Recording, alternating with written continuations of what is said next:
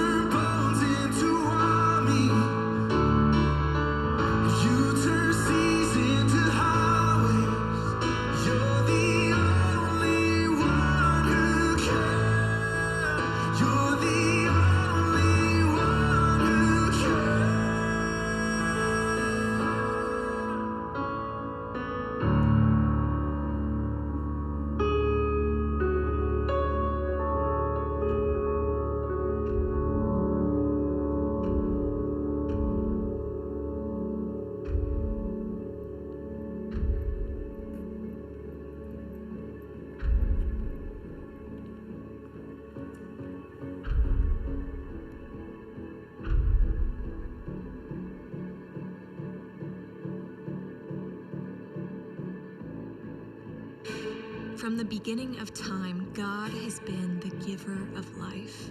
God framed the beauty of this love in a garden where every good thing was true and every true thing was good.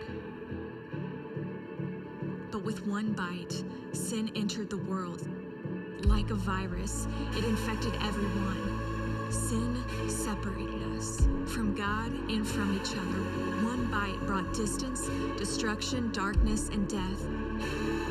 The curse of sin consumed us. But God so loved the world that he sent his only Son to reverse the curse by hanging on a cross. A crown of sin and death was placed on the King of life. He died and was buried. And for 3 days it seemed that death might have won. But on the third day, Jesus robbed the grave and rose from the dead. There is no distance that can hold back the power of God, no virus that can threaten the life that he brings. And so we say, death, where is your victory? Grave, where is your sting? Sin does not have the final word. Jesus is the grave robber, the life giver, the curse reverser. He is risen, and everything sad is coming untrue.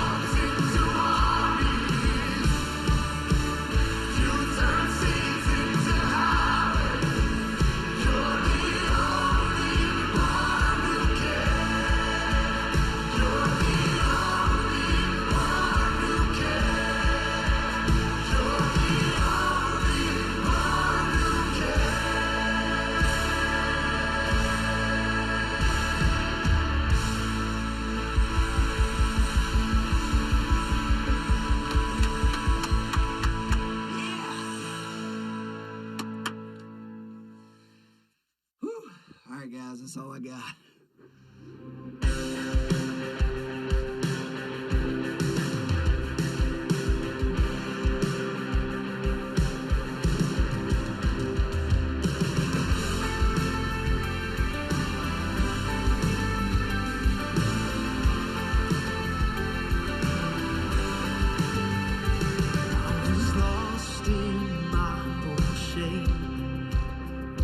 How my heart had turned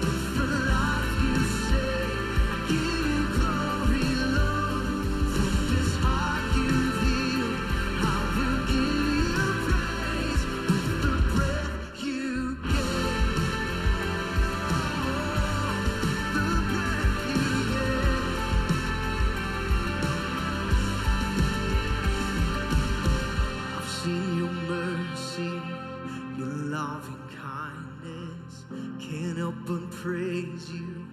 I won't stay silent.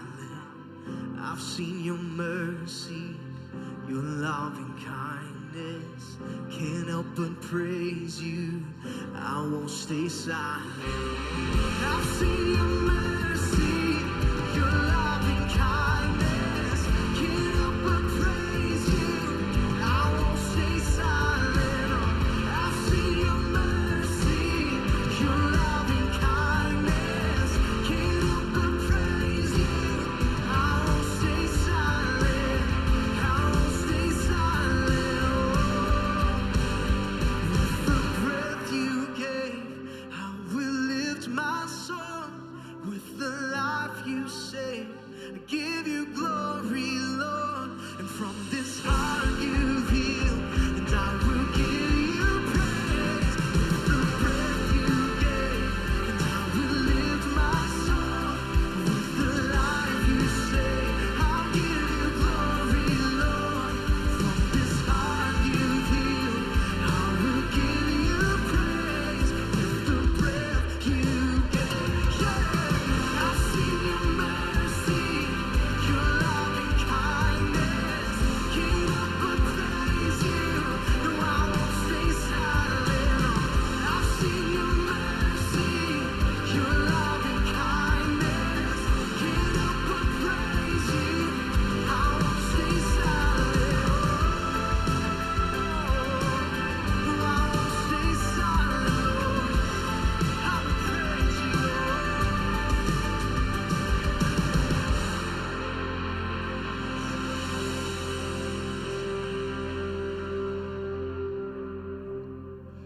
In Matthew, the 18th chapter, verse 20, Jesus said, "Where 2 or 3 come together in my name, there I am with them." I grew up in northwestern Pennsylvania near Lake Erie. In fact, the area where I grew up was called Conneaut Valley, and Conneaut is an Indian term for land of the snow, and we had a lot of lake effect snow. But my parents were godly people who took us to church Sunday morning, Sunday night, Wednesday night, every time the doors were open, even though the church was 15 miles away. One Sunday morning, however, we awakened to 17 inches of snow that had fallen during the night, and my brother and I thought, at least today we don't have to go to church. Not so. My dad packed all 6 children into the car, and we began to plow through the snow toward church. We got a half mile from our house and got stuck. Car wouldn't budge. So the whole family trudged back home, and on the way home, my brother and I exchanged glances. We didn't have to go to church. Maybe we could go up in the barn and shoot basketball. Not so. My dad sat us down in the living room, and though he wasn't a preacher, he took out the Bible and started to read it and try to explain it. My older sister sat down at the upright piano that sat in the living room, and though she wasn't an excellent pianist, she plunked out a few choruses and we sang. It was kind of awkward. And my mother went into the kitchen and got some saltine crackers and grape Kool-Aid and brought it into the living room, and we had communion as a family in our home. And to this day, 60-some years later, that is the most memorable church service I've ever participated in. Not the most polished, not the most inspirational, but the most memorable. Now, on this Easter, we're all disappointed that we can't meet together as a church, and we're sequestered in our homes, and we're about to take communion. But I think we need to be aware of the opportunity, parents, to create memories and to establish priorities. Maybe 20 years from now, some of your kids will be saying, "Remember that time in the coronavirus when we couldn't meet in church and we worshiped together in the house, we watched online, and we prayed together afterward, and Dad got so choked up that he couldn't pray?" And then they'll say, "You know, I don't know that I've ever felt closer to my family or closer to God than I did that day." In the book of Acts, the 2nd chapter, the Bible tells us that the early church began with 3,000 people. But Acts, the 2nd chapter, verse 46 says, "They continued to meet together in the temple courts, and they broke bread in their homes and ate together with glad and sincere hearts." So when the church meets in a massive auditorium, it's a church meeting together to worship.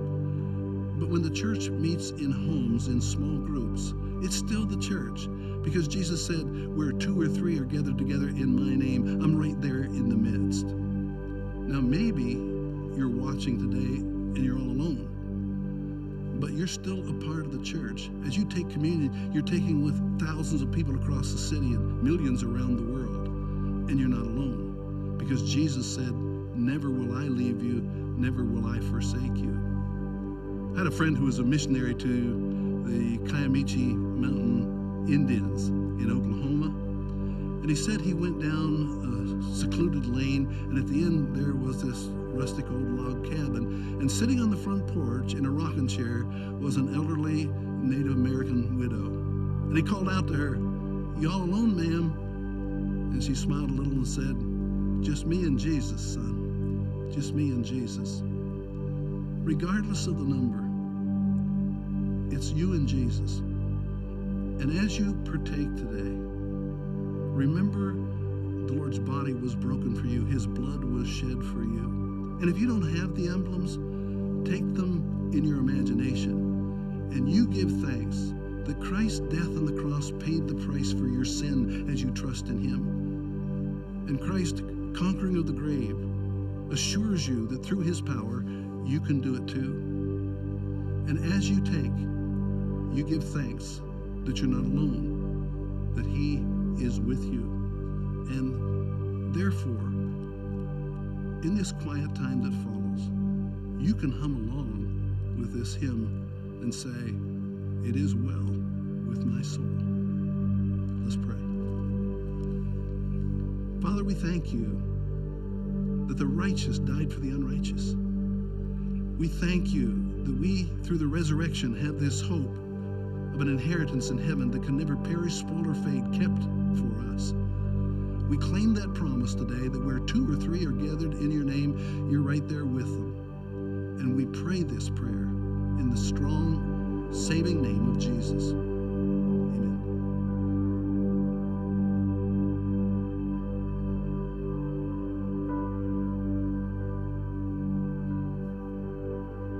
When peace like a river attendeth my way, when sorrows like sea billows roll,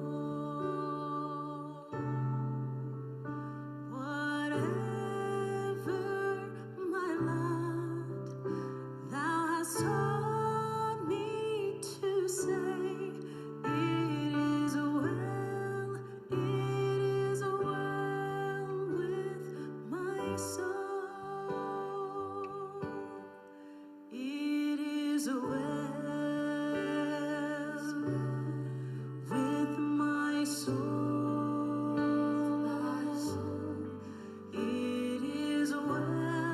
It is well with my soul.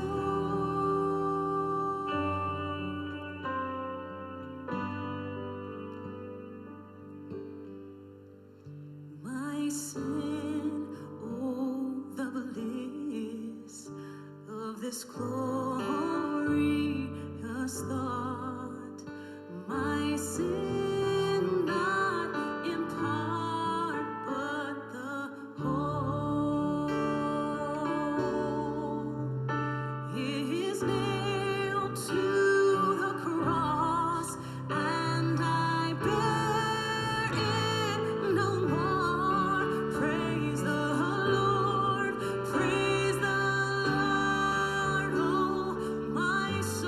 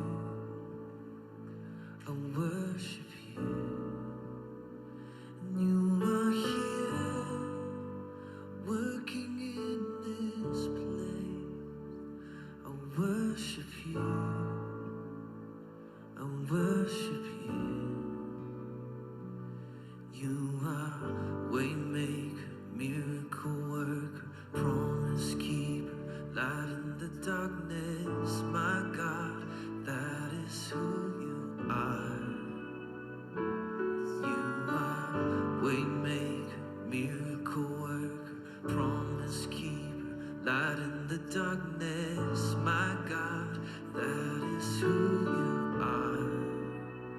And you are here, touching every heart.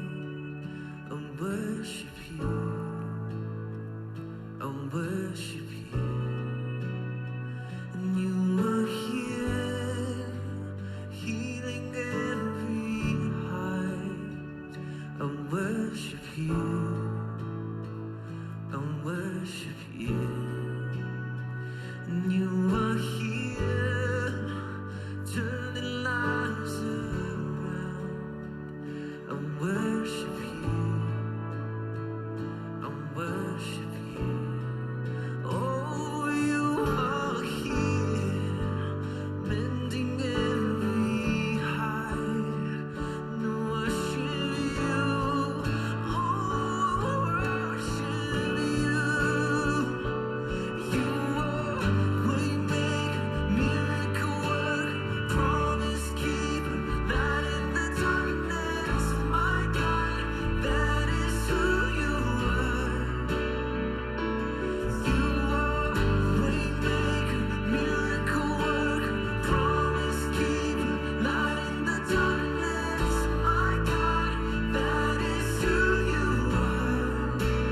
That is who you are. That is who you are. That is who you are. That is who you are. That is who you are. That is who you are. That is who you are. That is who you are.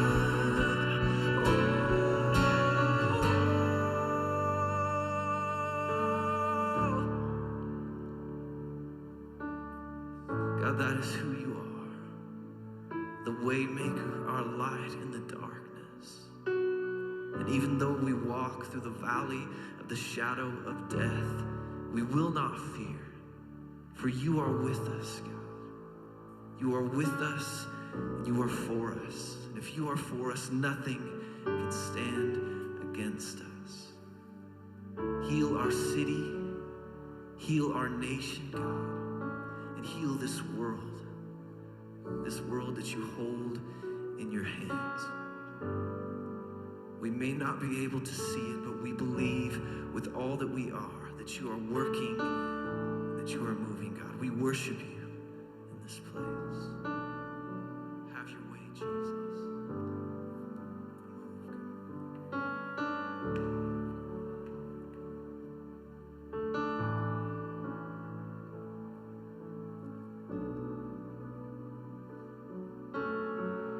Even when I don't see it, you're working.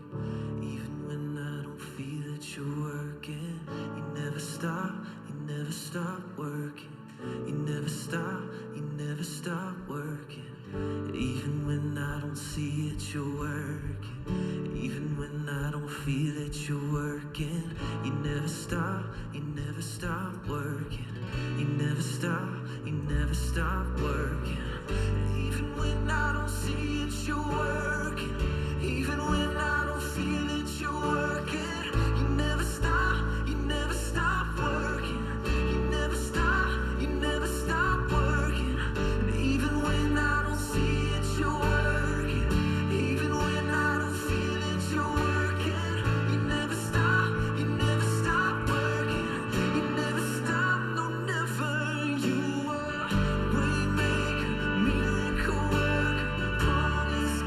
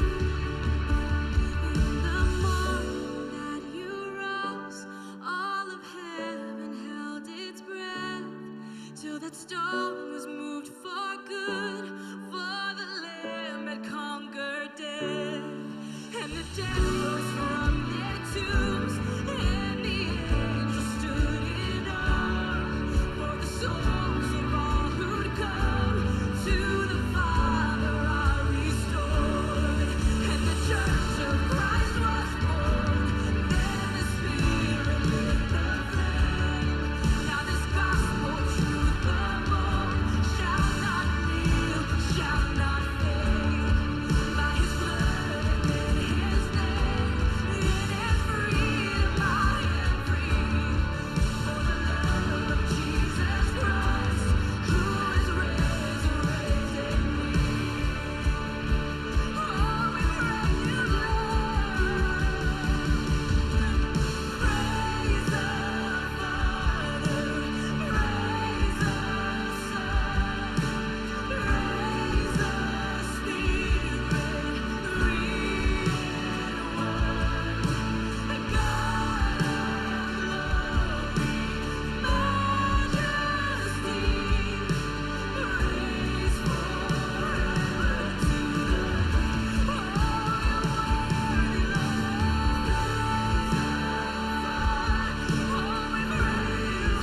majesty, praise forever to the King. Oh, You're worthy,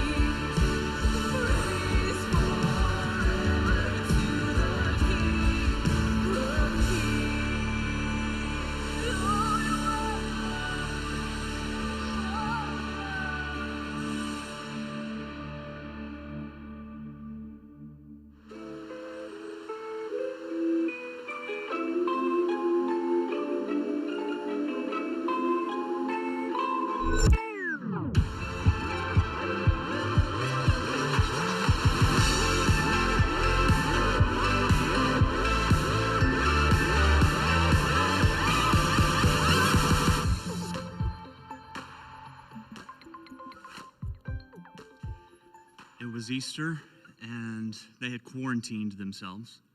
They sat in an upstairs room, and they waited for time to pass. They wondered when it would be safe to go outside again. And how much longer are we going to be stuck in here?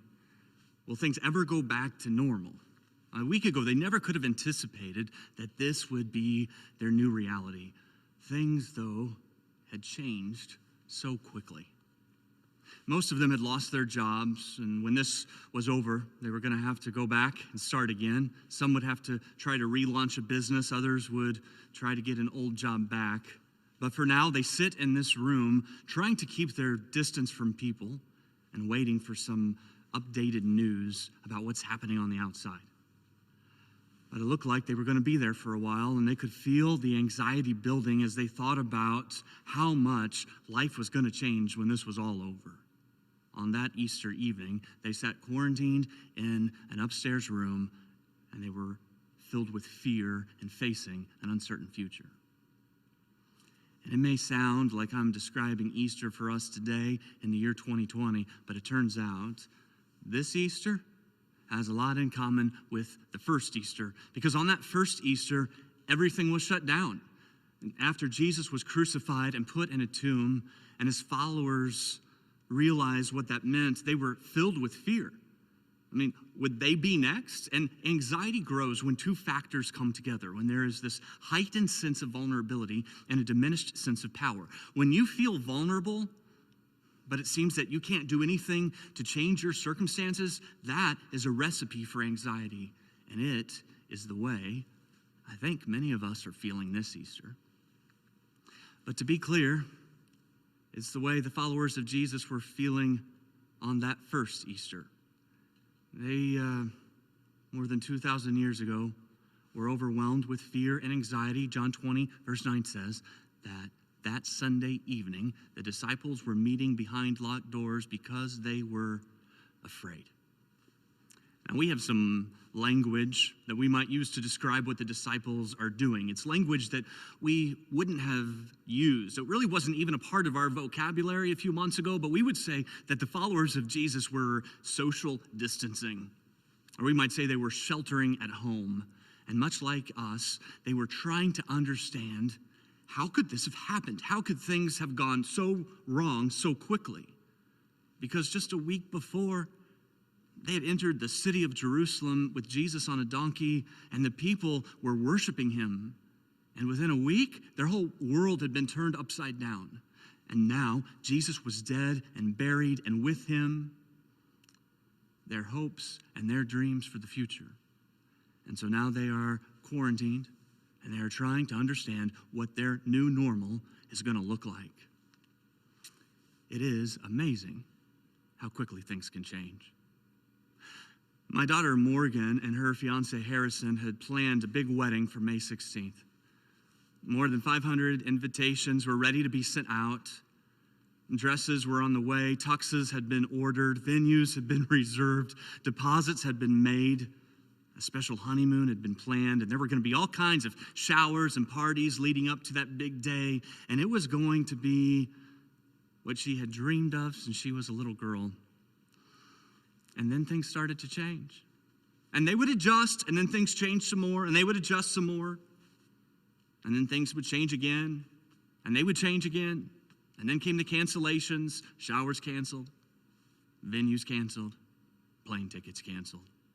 Nothing was going according to plan. When I saw Morgan a few days ago, I could tell she wasn't herself.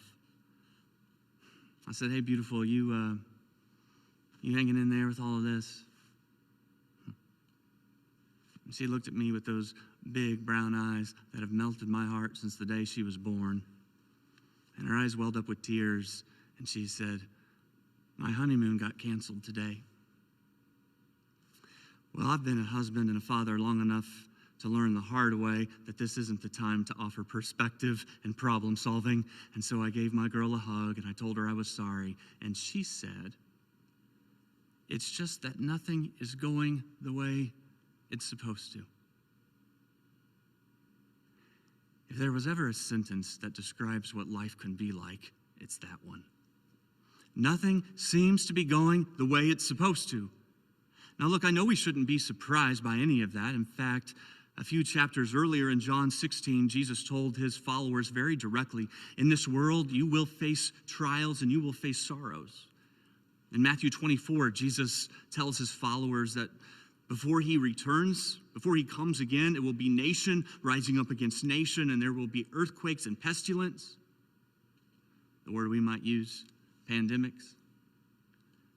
So we shouldn't be surprised. Well, here's what happens to the disciples on that first Easter. They are filled with fear. They've quarantined themselves behind locked doors, and while they're there, they've heard whispers of Jesus and his resurrection, but they didn't have proof, and they needed some evidence, something they could hold on to. And that evening, the hope they needed was about ready to make his way through their locked doors, because John 20, verse 19 tells us, suddenly Jesus was standing there among them. "Peace be with you," he said. Suddenly Jesus is with them, and that house, in a moment, has gone from anxious to being filled with peace. And what Jesus did on that first Easter is what Jesus wants to do on this Easter. Because look, they weren't meeting in a church building. They weren't at the temple. There weren't thousands of them gathered together. Jesus showed up to a small group of people in a room of someone's house. And I just really believe that's what he wants to do in your house today. And I think what he said to them is what he would say now. He would say, peace be with you. Peace be with you. Peace be with you when you've cleaned the house and it looks like a war zone in less than 24 hours. Peace when your child climbs into your important Zoom calls. Peace when you're overwhelmed by the irony that you are quarantined, but you can't get a moment alone. Peace when you felt lonely and isolated long before the quarantine started, but now it just feels like you've got no one. And peace to the college student, because you were living on your own and you had to move home, and now your parents are calling the shots again. Peace to those of you who are on your 46th Hallmark movie. Peace when you think it's Friday and you realize it's only Monday. Peace when you ran out of toilet paper and all the kids are home from school. And peace, I would say, peace to you poor people who love routine and structure, because it's just all gone right now. Peace when the kids in the house have lost control and you're about ready to lose your mind. Peace when you can't hug your kids because you are a healthcare worker caring for people who might be infectious. Peace to you who have lost a loved one in the middle of this. And you're not only grieving your loved one, but you're grieving the absence of a real funeral. Peace to those of you who have moved your parents into a nursing home, but now you can't even see them. Peace to you, my daughter. When you spend your whole life planning and looking forward to a wedding and a honeymoon, and it's not at all how you thought it would be. And so Jesus appears to them, and he speaks peace. And the next thing he does, I love this, is he offers proof, gives them evidence. Look at verse 20. It says, as he spoke, what did he do? He showed them the wounds in his hands and his side. He gives them evidence to believe that he rose from the dead. And I mean, if you believe that, if you really believe that Jesus conquered death and rose from the dead, it changes everything. Jesus shows them the evidence. There's a best-selling book called The Case for Easter. It's written by Lee Strobel, and Lee's background is in law and investigative journalism. And so he lays out the evidence for the resurrection in The Case for Easter.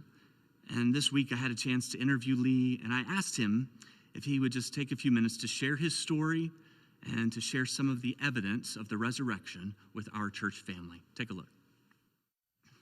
Hey, Lee, thank you for joining us. So one of the things I love about The Case for Easter is that you didn't write that as a seminary professor or as even a theological student or as a pastor. You were a cynic at the time you were researching that book. So tell us about that time in your life and how you decided to write a book and study the resurrection. Well, I was an atheist for much of my life. My background's in journalism and law. So you can imagine I tend to be a person who looks at evidence, facts, reason, logic. And I lived a life, consequently, that was consistent with that philosophy. In other words, I thought if there is no God, if there is no heaven, if there is no hell, if there is no judgment, then the most logical way to live my life would be as a hedonist, someone who just pursued pleasure. And that's what I did. So I lived a very immoral and drunken and profane and narcissistic life. I mean, that was my life. What people saw, I was legal editor of the Chicago Tribune. And what they saw was me winning awards for investigative reporting. But what they didn't see was the other side, which was me literally drunk in the snow in an alley on Saturday night. And this affected everybody, affected my family. I remember my little daughter, Allison, when she was a toddler, if she was playing with some toys, some blocks or something in the living room, and she would hear me come home from work through the front door, her natural reaction was just to gather her toys and go in her room and shut the door. Is he going to be drunk again? Or, you know, she at least was nice and quiet in there. So that was our life. And I was successful in my career, but at the same time, I was crumbling inside. Did you have interest in faith at this time? I think you may have been the one to introduce this idea of the difference between a skeptic and a cynic, right? Like someone who is asking questions versus someone who's not even open and not seeking answers. Where were you spiritually? Yeah, I was in many ways a cynic, and it was really what changed things for me was my wife came to me one day and gave me the worst news I could ever get as an atheist, which is that she had become a Christian. She had met a woman named Linda, who was a Christian and a nurse. They became best friends. Linda shared Jesus with her, brought her to church. Leslie asked a lot of questions and ended up coming to faith. And I thought, oh no. I mean, literally, the first word that went through my mind was divorce. I was going to walk out. In fact, she had just planted a flower garden in our backyard, and I had to go mow the lawn right after she told me. So I mowed down all her flowers that she had planted. I was just so mad. But I stuck around, and I saw two things happen. I saw a lot of positive changes in her character and in her values and the way she related to me and the children. And it was winsome and it was attractive. But at the same time, I wanted our old life back. I wanted my old Leslie back. And so I thought, well, wait a minute. What if I disproved Christianity? And I knew the entire Christian faith hinged on the resurrection of Jesus. So I thought, I've seen, as a journalist, plenty of dead bodies. I've never seen any of them come back to life, especially after 3 days. So I thought, how hard could this be to disprove a resurrection? I thought I could do it in a long weekend. And so I decided to take my journalism training, my legal training, and systematically investigate what is the historical data, what is the evidence. And I tried to do it like an umpire would ump a baseball game. I'd call a ball and a strike a strike. I wanted to be honest. I was a journalist. I wanted to look at both sides. But my secret hope was I could disprove it and rescue her from this cult that she'd gotten involved in. How long was that journey of you studying the resurrection and trying to disprove the faith by proving that Jesus didn't come back to life? It was 1 year and 9 months from start to finish. And it was a cumulative case. So over time, I got a little bit of evidence at a time, a few facts, few more facts. And of course, as a journalist, I was trained to investigate things. That's what I did. And so it was common for me to do research. And so it kind of fit my personality to do that kind of research. So you've written hundreds of pages that speak to the evidence for the resurrection. I'd love to hear just what was personally compelling to you. Were there a few pieces of evidence that were watershed moments for you on this journey? Yeah, I like to summarize the evidence using 4 words that begin with the letter E, because Easter begins with E. And I'll go through it real quickly. The first E is for execution, that Jesus was really dead after being crucified. No less of a source than Journal of the American Medical Association, which is a secular, scientific, peer-reviewed medical journal, carried an investigation into the death of Jesus. And this was their conclusion, quote, "Clearly, the weight of the historical and medical evidence indicates that Jesus was dead even before the wound to his side was inflicted." We have so much evidence for this that even the atheist New Testament scholar, Gerd Ludemann, says that it's historically indisputable that Jesus was dead. So the first E is execution, Jesus was dead. Second E stands for the word early. We have early accounts or early reports of the resurrection of Jesus. In other words, reports that go right back virtually to the scene itself. Why is that important? Because I used to think, like a lot of skeptics, that the resurrection was a legend. And I knew it took time for legend to develop in the ancient world. So I figured 100, 150 years after the life of Jesus, legends developed, and that's where the idea of the resurrection came from. But what I learned blew that out of the water, because we have preserved for us a creed, a statement of conviction of the earliest church that has been dated back by scholars to within months of the death of Jesus. And this is eyewitness based. It mentions the names of specific eyewitnesses and groups of eyewitnesses, including 500 people at once who encountered the resurrected Jesus. And this report of the resurrection, as I say, has been dated back by many scholars, including James D.G. Dunn, who's one of the greatest scholars in this area. And his conclusion was, quote, "This tradition or this creed, we can be entirely confident was formulated as tradition within months of the death of Jesus." That's far too quickly to write it off as a legend. Third E is for the empty tomb. And the strongest evidence for that is everybody admitted the tomb was empty. Even the opponents of Jesus, when the disciples began proclaiming that Jesus had risen, we know from sources inside and outside the New Testament that how the opponents of Jesus responded was by saying, the disciples stole the body. They're conceding the tomb is empty. They're trying to explain how it got empty. And of course, the disciples didn't have the motive or the means or the opportunity. So everybody, there's no dispute. Even the opponents of Jesus conceded implicitly that the tomb was empty. And then the fourth E is eyewitnesses. Most of what we know in terms of facts from ancient history, we know based on one or maybe two sources of information. And yet, for the conviction of the disciples that they encountered the resurrected Jesus, we have no fewer than 9 ancient sources, inside and outside the New Testament, confirming and corroborating their conviction that they encountered the risen Christ. That is an avalanche of historical data. And so that, in a nutshell, is the kind of evidence that I, as a journalist trained in law, found clear and compelling that Jesus, he didn't just claim to be the Son of God, he backed up that claim by returning from the dead.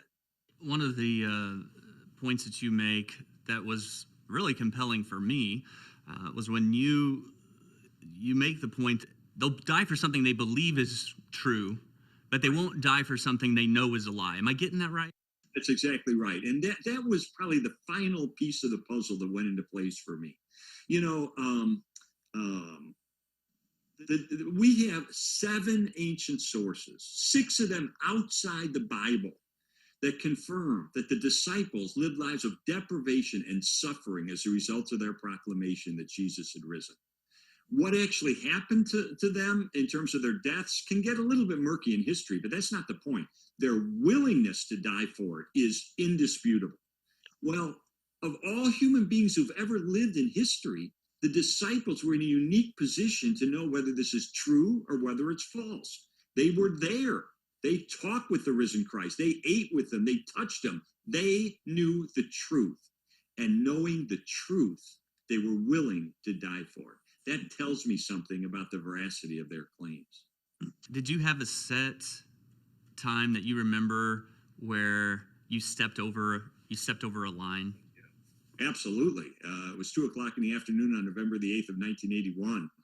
And I had set out all of my evidence to kind of review it once more, because I said to myself, a good juror reaches a verdict. And so I reviewed everything and came to that. And that's when the scales just kind of went like that. And I realized this is true. And then I didn't know what to do. But my wife had pointed out a verse to me, John 1:12. Says, "But as many as received him, to them he gave the right to become children of God, even to those who believe in his name." And I realized that verse forms an equation of what it means to become a child of God. Believe plus receive equals become. So I said, okay, now I get it. I believe, based on the data of history, that Jesus didn't just claim to be the Son of God. He backed up that claim by returning from the dead. I believe it, but that's not enough. I had to receive. Receive what? Receive this free gift of forgiveness and eternal life that Jesus purchased for me on the cross when he died as my substitute to pay for all of my sin. And when I would receive that gift of his grace in a prayer of repentance and faith, I would become a child of God. So I got on my knees and I poured out a confession of a lifetime of immorality that would absolutely curl your hair. And at that moment, I received complete and total forgiveness through Jesus Christ, and I became a child of God. And then some of the most compelling evidence, I think, for the resurrection is what Jesus does in our lives after we believe and receive. I think one of the most powerful ways God has used your story is not just evidence that you have shared with people, but it's your own personal life. So I'd love to have us end by you just personally saying how God has redeemed, how the resurrection has personally changed your life and your family. Sure. I mean, after I prayed that prayer, and after I was baptized, and after I became part of a vibrant church like yours, after I learned to read the Bible with fresh eyes, after I learned to pray and to worship, God began to change my values, my character, my morality, my priorities, my attitudes, my worldview, my relationships, my parenting, my marriage. I mean, all these things over time began to change for the good.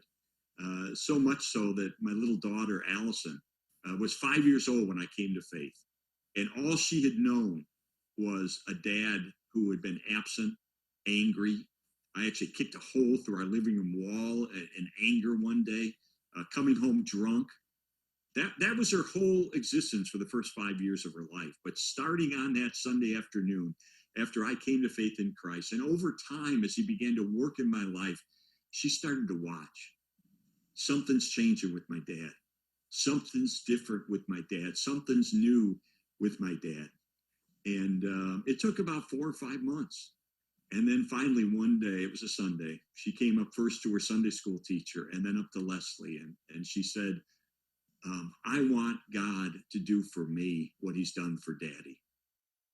Some of the most compelling evidence for the resurrection is to see lives change one at a time. Lee talked about one of the biggest changes in his life was experiencing that kind of peace, but that wasn't all. His life didn't just go from being hostile and volatile to being filled with peace. Before he believed and received, he was angry and he was moody, but now his life is marked with joy. His sins have been forgiven, and God's grace got rid of his guilt and his shame. And before he believed and received, he was working hard, he even had some success, but he was frustrated and life felt aimless, but now his life is marked by purpose. And listen, this is the difference that the resurrection makes in our lives. And it's as true today as it was on that first Easter Sunday. And Jesus came in and he spoke peace in that home. And he showed them evidence. And verse 20 says they were filled with joy when they saw the Lord. Verse 21 says, again he said, peace be with you. As the Father has sent me, so I am sending you. And so Jesus appears to them. And here's what they find in the resurrected Jesus. They find peace and joy and purpose for life. And what's interesting is if you keep reading, you find out that the outside circumstances don't really change for these followers of Jesus. Like the threats, they don't go away. What was causing them such fear and anxiety, those things don't disappear. In fact, it seems like they escalate. In other words, the storm wasn't immediately replaced by clear skies and sunshine, but what they discovered in Jesus was a joy and a peace and a purpose that was found and rooted in a hope that could not be shaken. One of the most beautiful things for me to witness as a pastor these past few weeks is that what we talk about is true. That when we talk about the peace and the joy that Jesus offers us, it's real, like it's all real. And I've seen so much evidence of that in the middle of a pandemic where the world feels overwhelmed with fear and they're upset and they're disillusioned because of what they've lost, I have seen follower after follower of Jesus living with peace and joy and purpose. People like Paige, a Southeast member, who met a blind 90-year-old veteran who had no way of getting groceries. And so Paige shops for him and makes sure that he's taken care of. I think about our children's ministry who emptied out the nursery room and donated 10,000 shoe covers to the Veterans Hospital ER workers. I think of Tina, who learned about a single mom who needed to work from home, but she didn't have a desk and certain supplies. And so Tina and some of her friends got a desk and went and got a Walmart gift card. I think about Brad, whose men's group bought 40 dozen donuts for healthcare workers to let them know that they're thinking of them and praying for them. I think about Sarah, who is a single mom, and she delivered a box of food with her boys to an 82-year-old neighbor. I think about Glenn, who turned his neighborhood subdivision into a ministry ground. He got all of his neighbors together to sing happy birthday to a 90-year-old neighbor. And she couldn't leave the house, but just because she was isolated didn't mean that she had to feel alone. And I think of this church. I think of this church family who gave the largest normal weekend offering in the history of the church this past weekend. And there were no six-figure gifts. It was just one person after another who understands that in the middle of the darkness, it's the time for the church to shine a bright light, that now is the time for followers of Jesus to rise up and give of themselves so that we can be the hands and the feet of Jesus. And so we can live with this peace and this joy and this purpose because of the resurrection. Because the resurrection means that this life is not all there is, that we have hope beyond this life. Our hope is in heaven. Now look, just stop and think about that in context.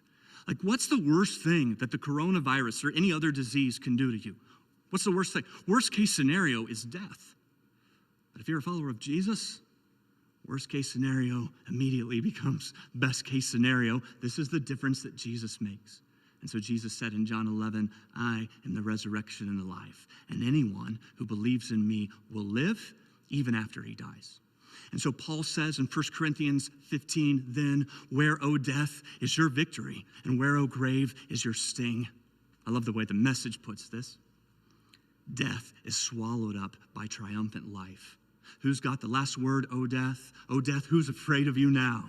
And Paul is talking trash to death. He's mocking death because he knows that the resurrection means that death has been defeated once and for all. I was reading on the CDC website this week where the term corona comes from. And according to the CDC website, the virus was given the name corona because of, quote, the crown-like spikes on its surface. That apparently under extreme magnification, the coronavirus looks like a thorny crown. But quite literally, it is the thorny crown virus, and it has come to represent the pain and the suffering and the disappointment of this world that seems to have no end. And I don't want you to miss it, because Jesus understands that. Like right here, right now, Jesus understands, because before there was a thorny crown virus, we know that Jesus wore a crown of thorns. He wore a crown of thorns so that the thorny crown virus would not have the final word in this life. And on the cross, he wore a crown of thorns. He experienced the suffering and the pain of this world, and he breathed his final breath. His dead body was laid in a tomb for 3 days. But in that tomb, Jesus was putting an end to suffering and death once and for all. In that tomb, Jesus was having the final word. And on the third day, he rose from the dead. And that means that we have a hope that cannot be shaken. We have peace and joy and purpose because our hope is in heaven. And Revelation says in heaven, there'll be no more mourning or crying, no more suffering or pain, no more death or disease. Some of you know I keep a running list of what won't be in heaven. I call it my no more list. I like to update it and then share it, the new version, once in a while, just reminding all of us what won't be in heaven. Because Jesus died and rose again, it means that one day in heaven, there'll be no more Parkinson's, no more death row, no more cancer, no more divorce, no more rejection. No more loneliness, no more jail cells, no more depression, no more casts or crutches, no more wheelchairs, no more pacemakers, no more radiation or chemotherapy, no more suicide bombers or school shootings. There'll be no more anxiety medication, no more middle of the night phone calls. There'll be no more crosses on the side of the road. There'll be no more child abuse. There'll be no more rape. There'll be no more breakups. There'll be no more coughs or colds or flu shots. There'll be no more acne, no more love handles or saddlebags, no more cottage cheese thighs, no more double chins, no more body deodorant, no more deodorant stains. No more shaving or waxing, no more yelling or fighting, no more traffic, no more road rage, no more addiction, no more drama, no more hormones, no more crash diets, no more spanks, no more gossip, no more stubbed toes or embarrassing moments, no more concussions, no more autism, no more doctors, no more needles, no more taxes or bills, no more mechanics or dentists or lawyers or plastic surgeons, no more politicians, no more elections, no more funeral homes, no more orphanages, no more nursing homes, no more waiting rooms, no more animal hospitals, no more treatment centers, no more courtrooms, no more divorce papers or pink slips, no more foreclosure notices or motionless ultrasounds, no more tiny caskets, no more shame, no more thorns and thistles. No more conflict and confusion, no more dust and ashes, no more quarantines, no more gloves or face masks, no more social distancing or sheltering in place, no more toilet paper or Zoom calls, no more hand sanitizer, no more Lysol spray, no more ventilators or vaccines, no more viruses. No more. Jesus says in Revelation, I have come and I make everything new. I'd love to ask you on this Easter to remember the hope of the resurrection by taking some time and focusing on what won't be in heaven. Maybe in your own home, you make your own list, your own no more list of what won't be there. I'd love for you to share it with me. You can post it on social media with the hashtag no more list. But this is how we maintain our hope. We remember where it's found. It's found in Jesus, and it's not found in this world. It's found in the life to come. So look, it's amazing how things can change and how quickly it can happen. And I know that some of you never thought you'd be locked up,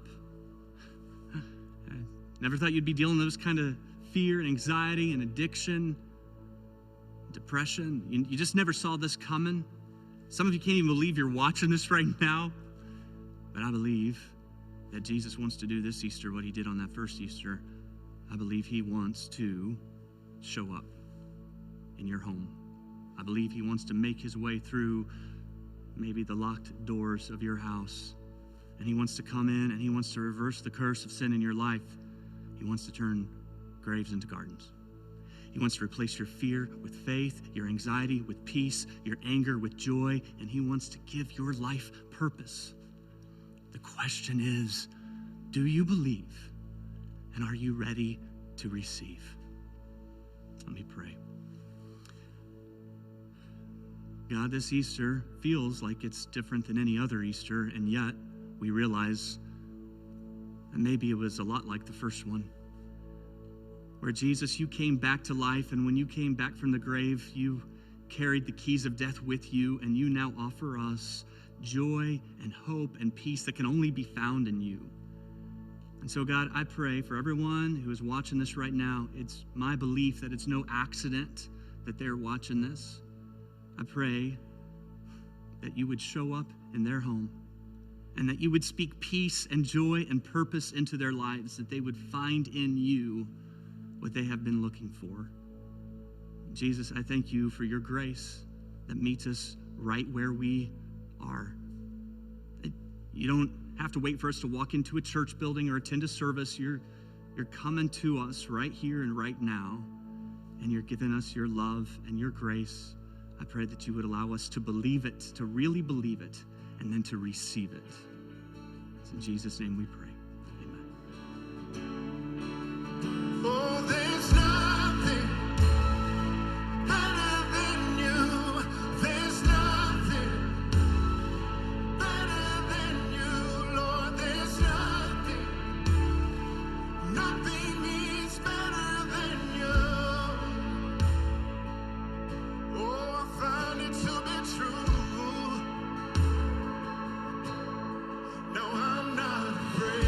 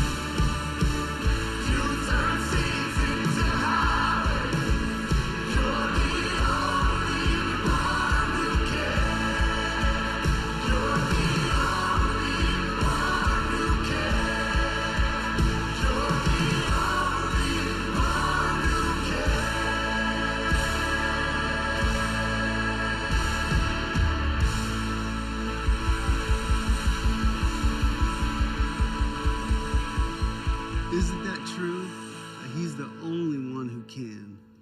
I don't know about you, but as Kyle was sharing that no more list, I couldn't help but think about the names and faces who felt the hurt and effects of this broken world in these ways, especially during this time. But as a church, can I just encourage you this Easter to continue partnering with God and doing whatever we can to eliminate no more lists? This is who we are. We're an Easter people, and we're committed to unleashing the hope of Jesus on this world. If you're joining us and you've never experienced the hope and freedom that Jesus offers, we want you to know we're here for you and would love to walk with you on your journey in committing your life to Jesus. And we believe it's the only real hope that we have, the only true victory that lasts forever. So if that's you, simply text CONNECT to 733-733 for a tangible next step in being a part of our church family. Someone from one of our campuses will contact you and help you start that journey.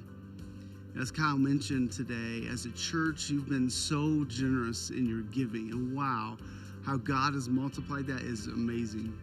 And that generosity has in turn met so many immediate needs and has shown the love of Jesus to so many in our community. So thank you.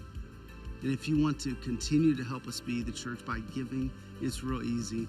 Just text GIVE to that same number, 733-733. And since you're already on your phone, don't forget to share your No More list with the hashtag No More List and tag Southeast in it so that together we can encourage one another and remember our resurrected King who's making all things right and good again. Well, happy Easter to you and your loved ones. We love you, and we look forward to the day where we can see you face to face again. And hey, if you want to continue the conversation, we'd love to encourage you to stick around and chat with us as we continue to celebrate Easter. Brian Seitz, our LaGrange campus pastor, and a few others will be live across all of our platforms, like live right now. Happy Easter, and we'll see you next week. Well, good afternoon, everyone. Happy Easter Sunday afternoon to you, especially those of you at the 2 o'clock service here this afternoon. We are live, like not pre-recorded, replayed live, like we're live right now, real time. And I'm here with Jonah and Bryson and Eddie, and those of you who are sticking around, I hope you'll just jump in. In fact, get busy chat streams, whatever platform you're on, and some stuff we'd love to hear from you, like what really stuck out to you about the message this morning. What touched you? What impacted you? What got you thinking maybe about something you hadn't thought about before? Maybe you'd like to add, and we'll talk about it more throughout the next several minutes, but what would you add to your no more list? And when you think about when Jesus finally makes everything right, what would be on your list? We're already getting several comments in here. I love Tanya's honesty here, who simply said, as is Easter tradition, I sing horribly. And she said, I get the best really looks from strangers in church. Since she's not in church, she said, today my son gave me those looks. And Tanya, I appreciate your boldness. She said, as always, I sang louder. God is great. He is risen. I know it's so weird. I've been saying all day today, if I had a nickel for every time that I said or someone said, boy, this is just such a weird season or unique season. I could buy a whole lot of toilet paper, I think, with that money. So it is different. I'm curious, as we're kind of waiting for text to come in here and chats to fill up.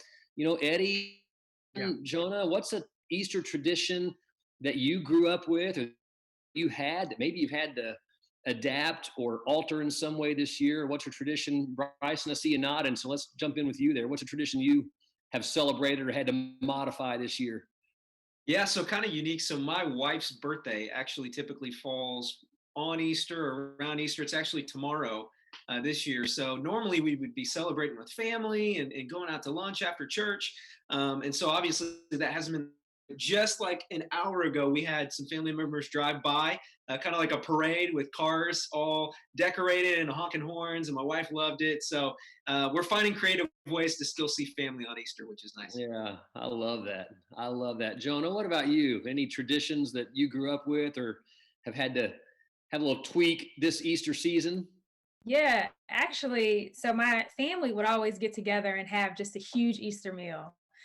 And then, we would go to church together. And my grandmother is old school, and she would wear her hat, and she would kind of make us all dress up and wear our hats as well. So, actually, this morning we did a group FaceTime chat, all like 10 of us, which was wild. And, Yeah. and everyone, of course, was dressed probably from the waist up, but we had our fascinators and our Easter hats on. And my grandmother couldn't quite figure out the FaceTime situation. So we had someone sort of FaceTime her to FaceTime us. It was weird. Yeah, So that's all. I love it. Well, it's so fun that you all honored Grandma's tradition there and got your Easter hats ready to go. Eddie, what about you? Yeah, I'm kind of in the same boat. Easter lunch is kind of the big thing. So the irony is, I'm always telling my kids to get off their computer or laptop and come eat dinner. And I had to say, sorry, guys, can't eat Easter lunch with you. I got to get on my laptop. So I feel like a hypocrite, B. Yeah, exactly. It is. I know many of you that are joining with us. I've noticed maybe more this hour than even some this morning. We have people joining us from the central coast of California. Debbie, thank you for watching with us. I hope you're still in here. I see you relocating to Oldham County. That's right out here in my neck of the woods. So when you get out here, I look forward maybe to get a chance to meet you and folks watching from Rich Hill, Missouri and Washington. I can't even see all the places people chiming in here all over the world, somebody said. And here we are getting to worship and celebrate together. So keep chiming in there. What's been meaningful to you, what stuck out to you. There's so many things. I've been taking notes every hour as I've watched this message multiple times today now, of just different things that were so powerful. One of them I've mentioned before already was just how profound it was when Lee was talking to Kyle there, the change that his 5-year-old daughter saw in him. Here he's doing all this, almost the contrast of what reached out to him was study and investigating and approaching it from a very evidence-based kind of perspective. And what it took for his daughter was to say, I wrote down the quote here, it was so good. She simply said, I want Jesus to do for me what he did for daddy. All that 5-year-old girl needed was to see, man, daddy is different than he was before. What are you guys seeing? What's something that stuck out to you in there or in the message, or something you're seeing as the chat stream is getting populated there? Eddie, what about you? Yeah, I got a really cool one. Devin says, I have been away from church for a long, long time, but he was joining us today. This is his first time, quote, back in church. And he says, I can't wait to visit with you guys live when we can. Mm-hmm. Yeah, for sure. For sure. Bryson, you see anything in there or something stuck out to you, maybe out of the message yourself there?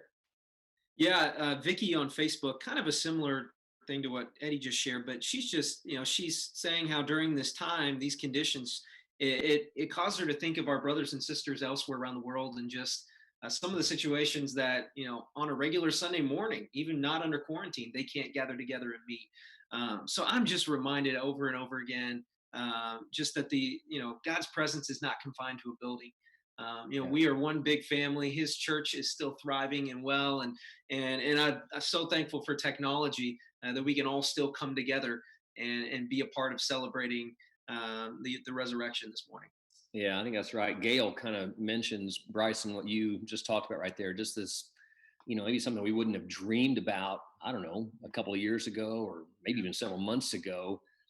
Gail from Facebook simply says, she was new to our messages last week, last Sunday, and so meaningful. She listened to Kyle's nightly Holy Week devotionals this week, and just thanking us for this online presence. So Gail, thank you for joining us and being part of this community, literally all around the world. Jonah, what are you seeing in there? Anything that's jumping out to you this afternoon? Yeah, so Pressy says, never thought everyone all over the world would be in the same boat all over the world.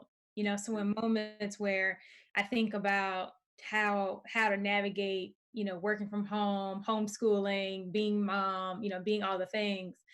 I have to remind myself that there are plenty of other people who are experiencing the same thing, right? And we're all in this together, and all just figuring it out together, and just to have a lot more patience and a lot more grace for myself and for others. Yeah, that's really true. I know many of us are discovering that, being home, you know, 24/7, kids are home out of school.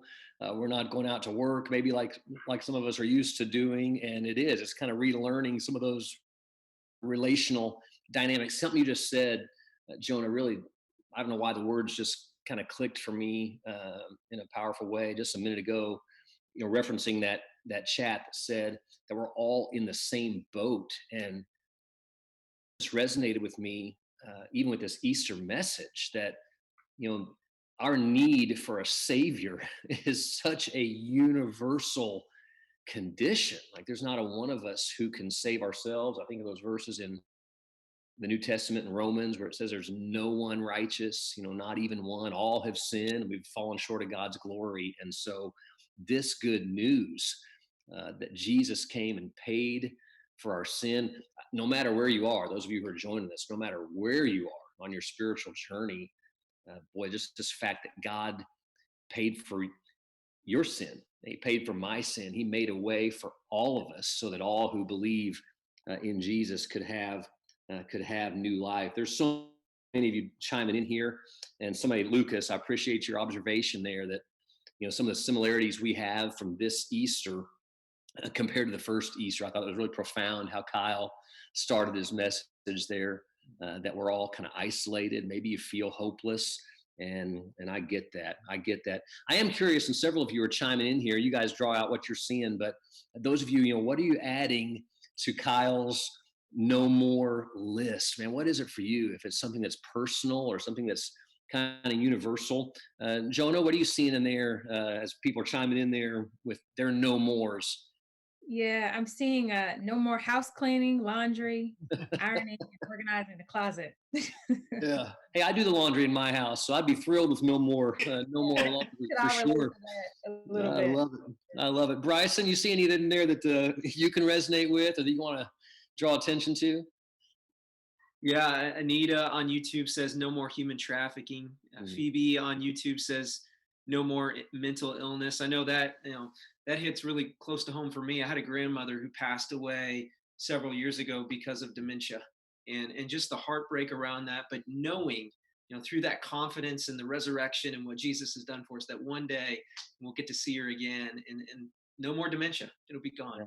Yeah, that's absolutely right. Eddie, what about you? What's jumping out to you on there right now? Well, it's funny. On another thread, I got people texting me. We had a death at our Indiana campus today, and so we're dealing with that. And so when I think about no more death, and that's kind of because the tomb's empty. Our hope is that one day that'll be true for us as well. I know, Brian, you talked about this at the last couple hours.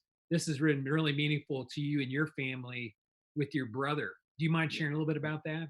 Yeah, just many of you know, well, many of you don't, but my older brother passed away suddenly and unexpectedly. He's down in Florida, and so for our family during this season, that idea of no more death, no more funerals, just is no more heart issues. Is just makes heaven and living in the presence of Jesus just so.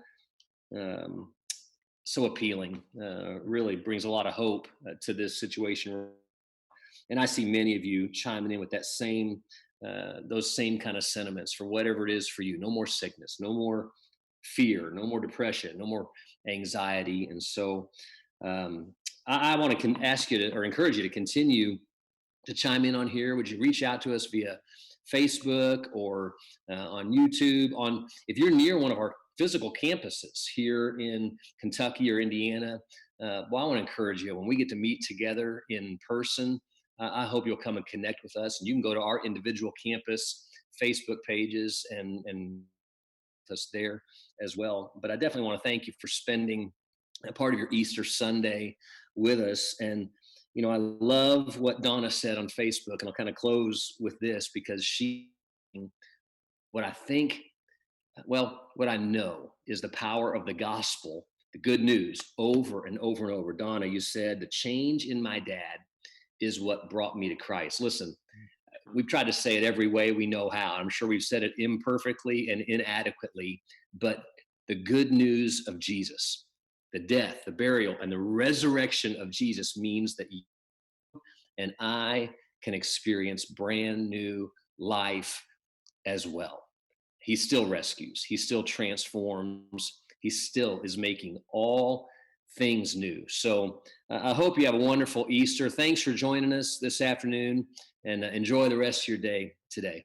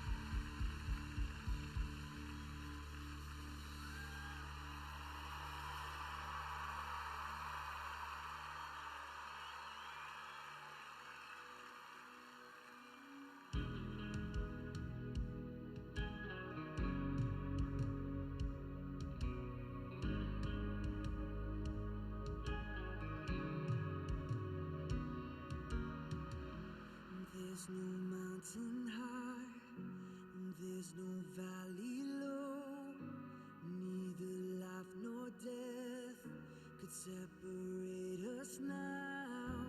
You gave it all for me. There's nothing your love can't do, and so I kiss the wave that leads me back to you.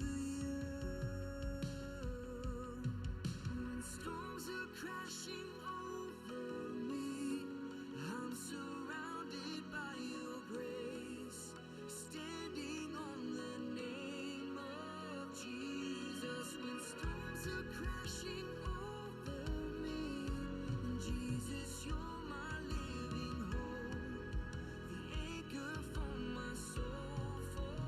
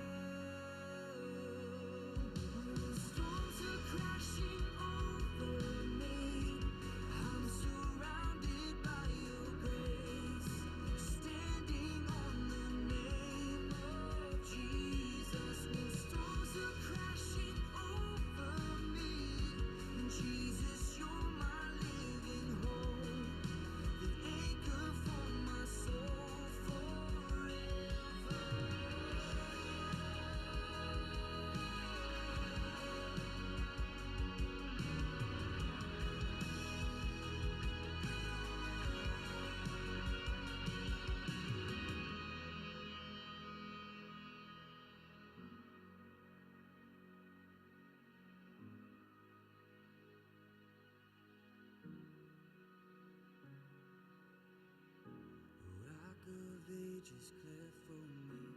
Let me hide myself in you. Nothing in my hand I bring. To the cross I cling.